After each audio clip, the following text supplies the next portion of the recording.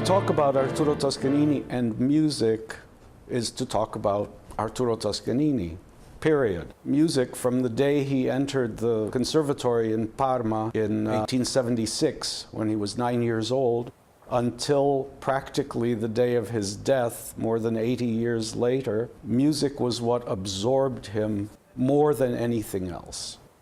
His dedication to his art was total and almost all-consuming through almost his entire life.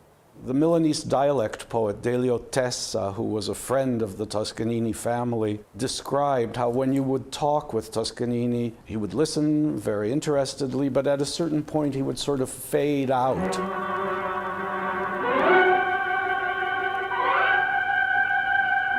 And you could tell that he was thinking about what he was working on at that time, what he was studying, what piece of music he was dealing with, either in rehearsals or simply mentally. And then he would fade back in again after a while, and people were accustomed to this. He was so dedicated to music that everything else in his life became secondary in comparison.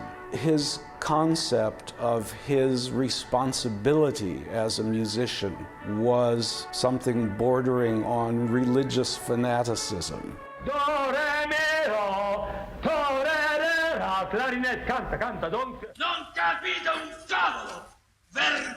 He believed that it was the responsibility of a performing musician to come as close as possible to expressing the thought, the concept of the composer whose work he was performing at that time.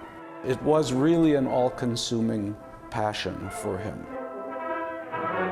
And in fact, his reputation as being very tough on orchestras, on being very demanding with singers when he worked with them and so on, was an extension of his own very intense dedication to music.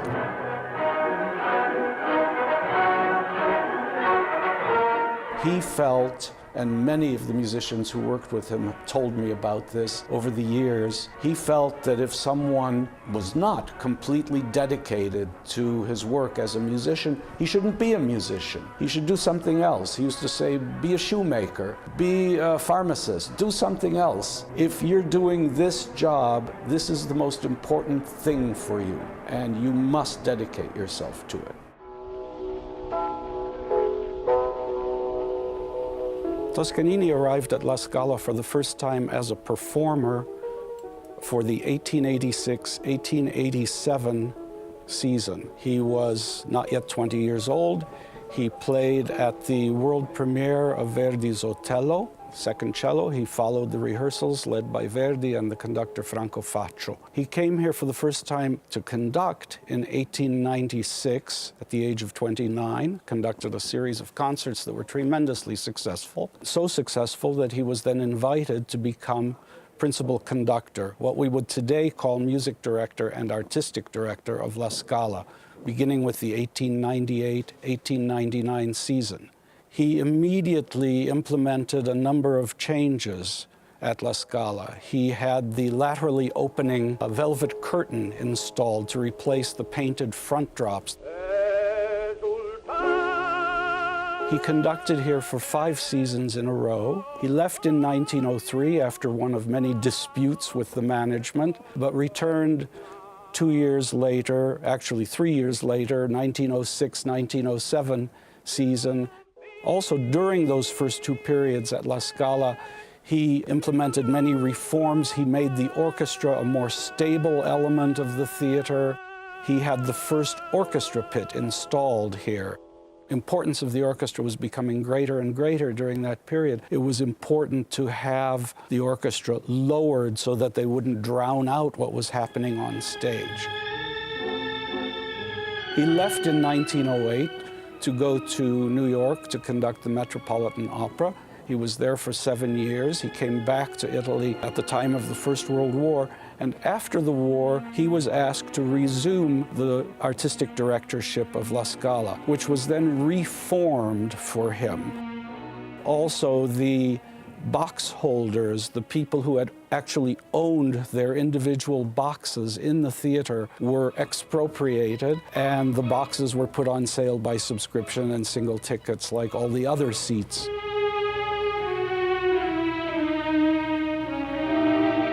He conducted 8 very, very important seasons here that many regard as the golden age of La Scala. He conducted the world premiere of Puccini's Turandot in 1926, Puccini's last opera, which the composer died before having finished the last scene. And many other works by Italian composers, many of them have since fallen out of the repertoire, but were important in their time.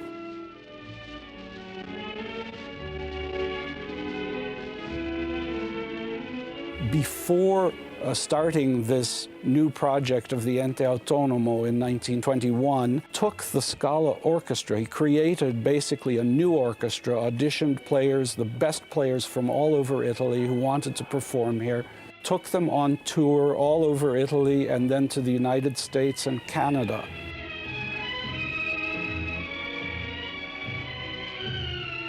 After having been attacked by fascist hooligans in 1931, he refused to perform again in Italy.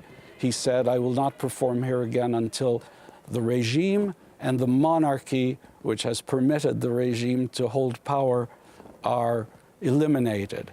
And he came back in 1946, after the Second World War, at the age of 79, to conduct the reopening inaugural concerts of La Scala, which had been restored after the Allied bomb damage of 1943. That was really probably the culminating moment of his entire career.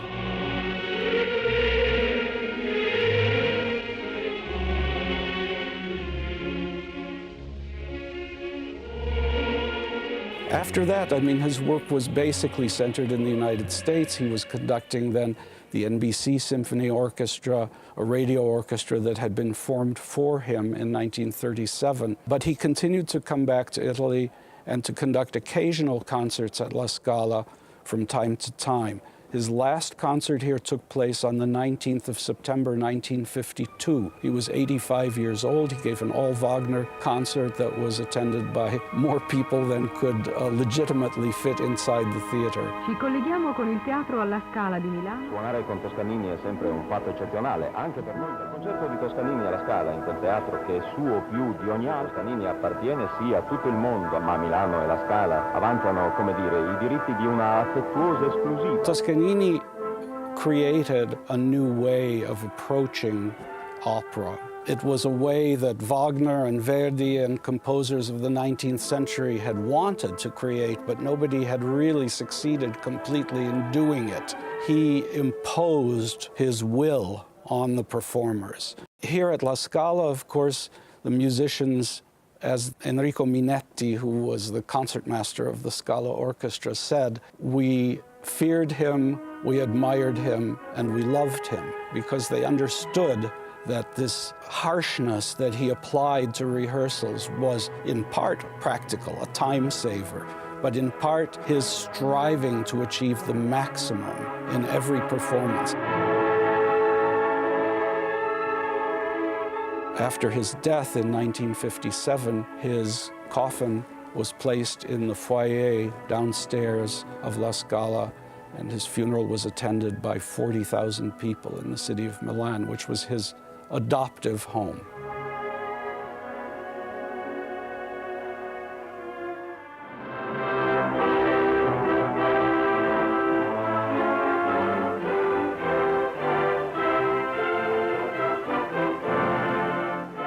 Toscanini was already famous when he became conductor of La Scala in 1898, famous within Italy, and within a few years his fame had spread all over Europe and even to America.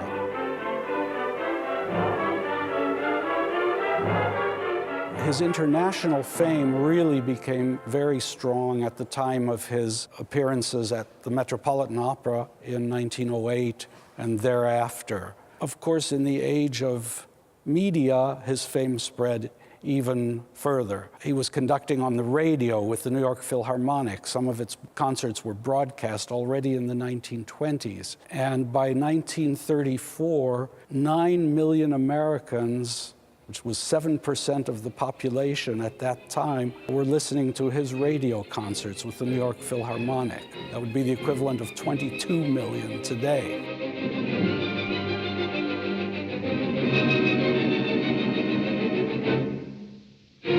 By 1930, when he was the first non-German school conductor to work at the Bayreuth Festival, the Wagner Festival in Germany, and then conducting elsewhere across Europe as guest conductor and not only within Italy and the United States. And his fame was further increased by his very strong and well-known, publicly well-known stand against Nazism and fascism. He was against any form of racism or nationalism taken to the extreme. In 1936, he went to Palestine at his own expense to conduct the first concerts of the orchestra that is now the Israel Philharmonic, made up of Jewish refugees from Germany and other European countries. By the 1940s, he was by then living in exile in the United States, outside of fascist Italy. And in 1948, he conducted one of the very, very first concerts on television with his NBC Symphony Orchestra. He was then 81 years old.